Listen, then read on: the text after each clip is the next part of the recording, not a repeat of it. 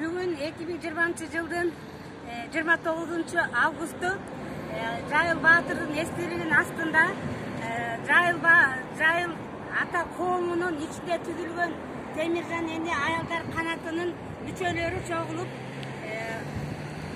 ушул эгемендүүлүктү алып келген Жайыл кыргынындагы Жайыл Батырдын жана ошондой эле Темиржан энебиздин эрдигин даңгазалоо иретинде биз мына колубузга курал жарагыбызды алып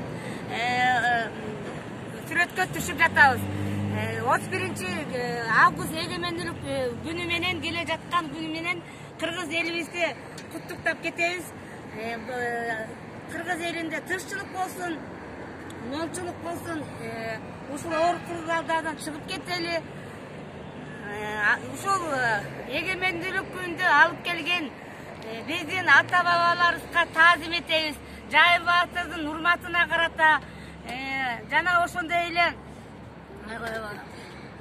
Каба уулу Кожомкул балбандын урматына биз курмандык чалып, кой союп, бүгүн Суу Самырга барып таазим этип келели деп жатабыз.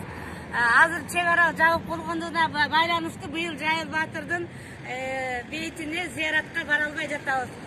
Биз жылда ушул Жайыл Батырдын эрдигин даңазалап, курмандык жасап, Куран окутуп турабыз. Мен ушул Чалдабар айылынан түзүлгөн Алыкулдун урпактары Шайра апалардын тобу болот, мүчөсү да болот. Биздин ушул апаларга ден соолук каалап, иштерине ийгилик каалап, жана деле чыгармачылык ийгиликтерди каалап кетем.